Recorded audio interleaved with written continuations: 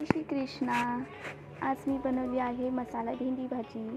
त्याची रेसिपी मी तुम्हाला सांगते. चला मग.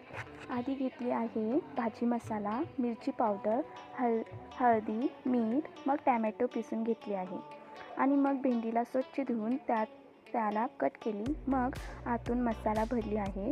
हळद, मीठ आणि मिरचीचा पावडर हे सगळं भरून घेतले आहे.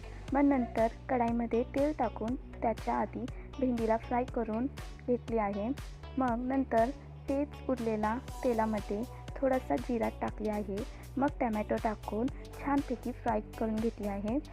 मग नंतर सगळे मसाला टाकली. मग नंतर भेंडी टाकून 5 मिनटं झाकून ठेवली.